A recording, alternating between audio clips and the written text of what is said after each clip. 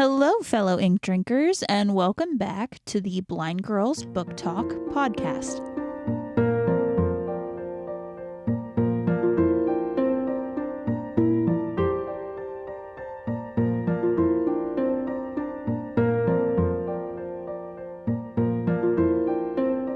My name is Aria.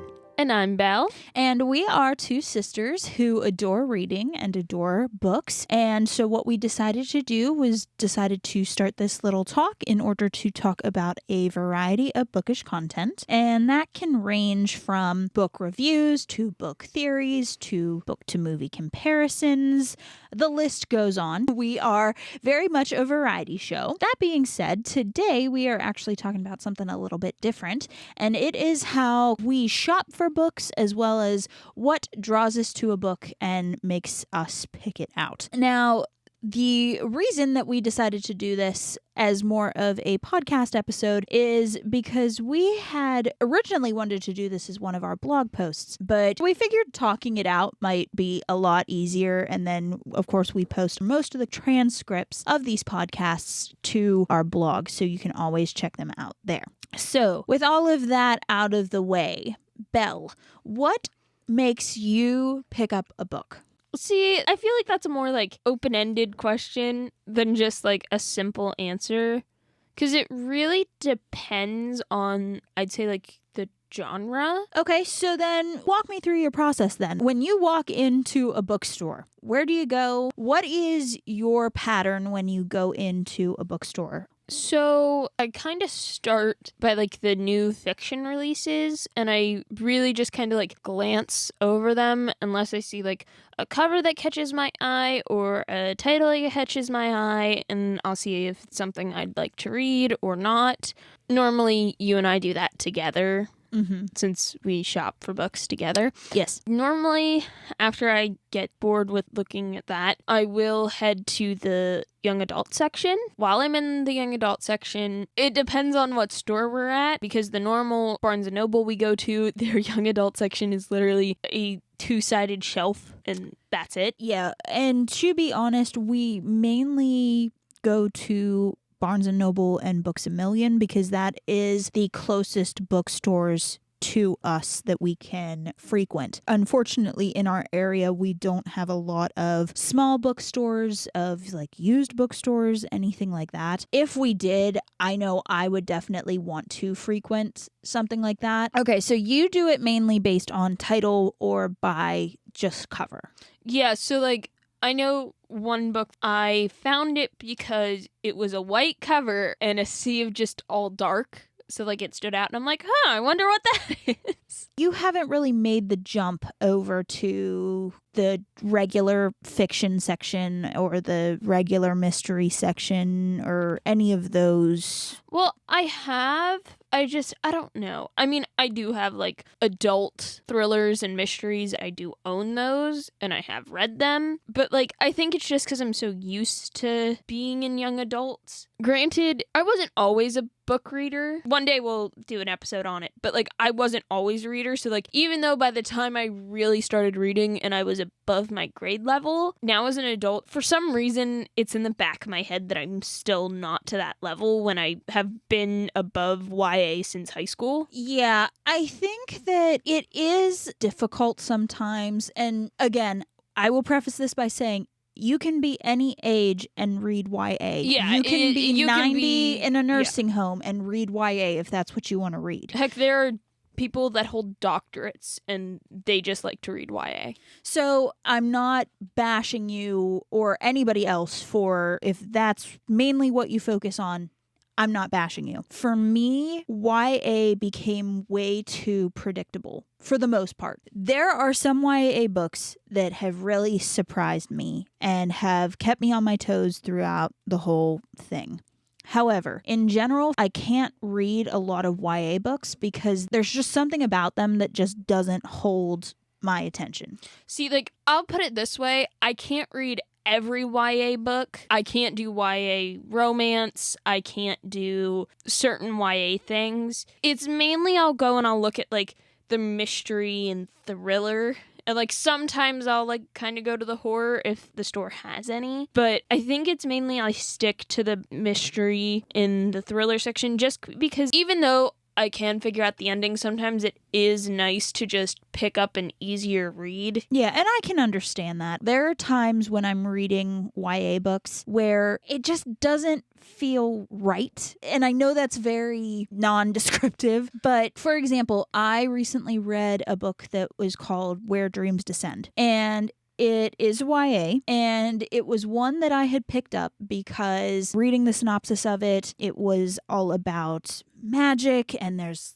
this competition, and it was things that just seemed to be right up my alley. I love magic. I love those competitive magics, like, of course, Night Circus. They mentioned a circus, and any circus book, I give it a shot because I just love that setting for books sometimes. And so it hit a lot of boxes for me, and I was like, yeah, I'll give it a shot. Like, I don't care that it's YA. I'll try it. And it took me what felt like forever to get through this book. Like, it just felt like a slog of a book. And it's not that it was bad, because there were some parts of it that I really, really liked. But comparing that reading experience of just not feeling right about it to it being kind of a slog to then going to some of the other adult books that I picked up recently that I've read, it was just a different reading experience for me. I kind of get that. Whenever I was in middle school, I loved the Sarah Dessen.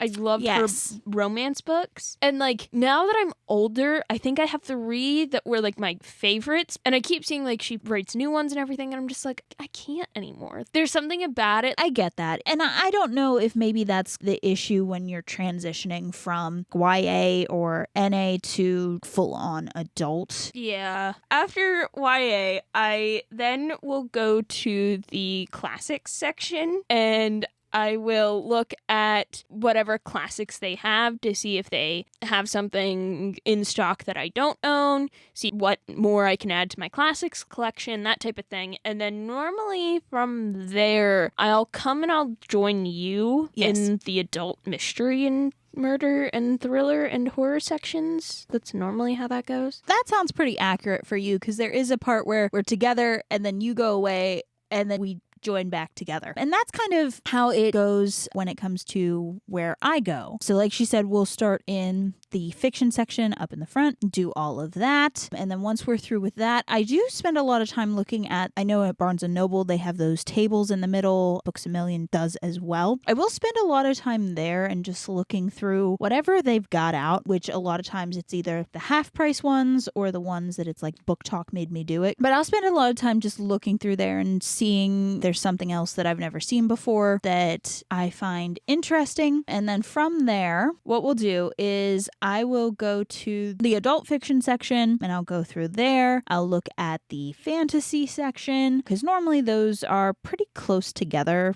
for the most part in the stores that I frequent. Unless, of course, they change it all around, which they do that sometimes. I've also started going to the romance section as well, just to see if there's anything that catches my eye. I am not a huge romance reader. You're not, but lately you have been on a romance kick, and it is scaring me, and I don't like it. Yeah, and I don't know why.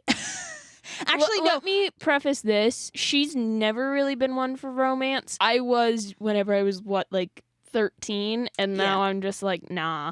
But like, you've been really into it, and it's really scaring me because you're like, oh yeah, you should read this. No, I'm okay with my murder, and you can just go in your own little corner. Honestly, I blame the love hypothesis. I ended up getting it because it was intriguing, and then I fell in love with the book. I'm going to do an episode on it another day. Loved that book, and I think that's what started my maybe I could give some romance a shot kick. Now, granted, I don't spend a lot of time in that section. Normally, I try to look for more of like the contemporary, I would say, probably romances than like some of the other ones that are kind of the stereotypical romance books. But I have been looking through there a little bit lately. From there, I'll do a quick perusal of mystery, and then that's when Belle normally tries to find me. She'll go through the mystery stuff a lot more closely than I do. And then I'll just kind of keep going through my sections until I've officially decided that I can't find anything or I've found all that I want to find. Then normally I drag you to the classics section.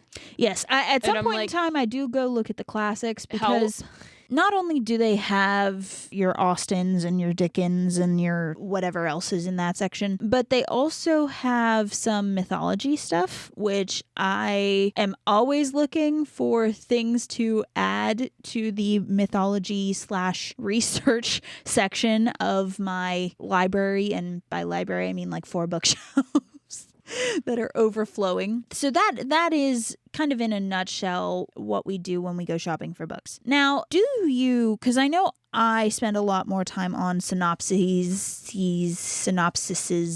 than you do.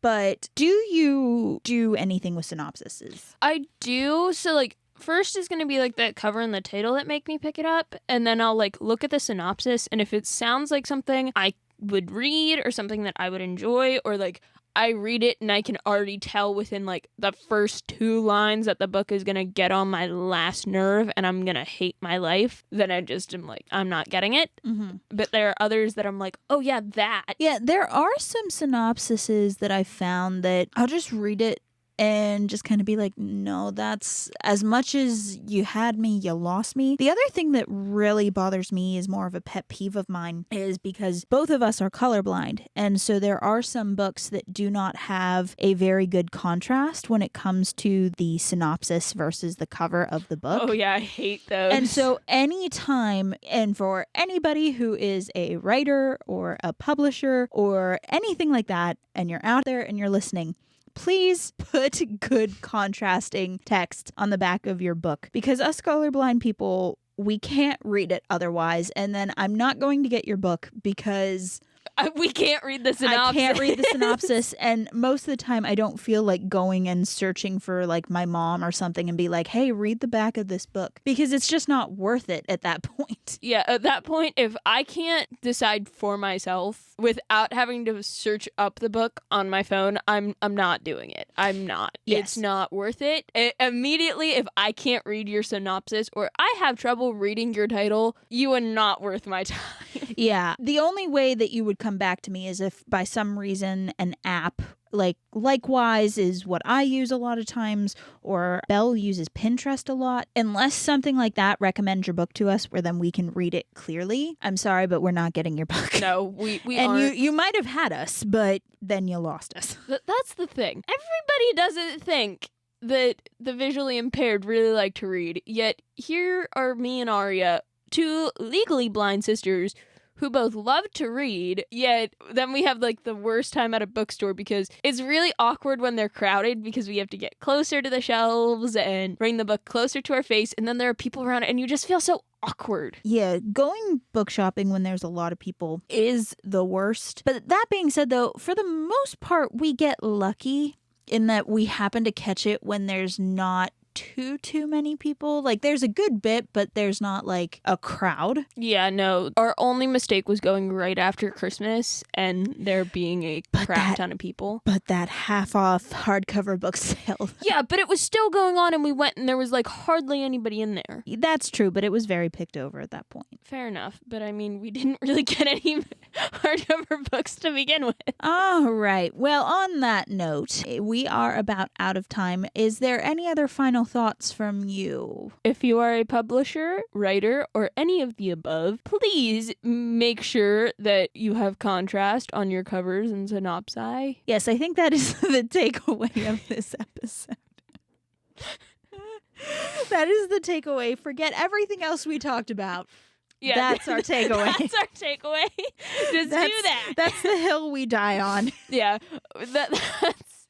We had to share our thoughts on that. Yeah. Sorry if it got a little heated there, but that is the one thing that I will say irks me the most when it comes to, shopping for books is when I can't read the title or the synopsis or anything like that. Oh, we should also clarify that we're not just red, blue, green, blah, blah, blah colorblind. We're full-blown colorblind. Like, we only see black and white and shades of gray. So, like, you gotta work with us. Yeah, we are not the traditional colorblind. Like, if you go to the eye doctor and they open up that little book that's just like, hey, what's the number in all of these little dots? Yeah, we only see the first one. First one, and that's it. There's nothing We'll try to guess the other ones.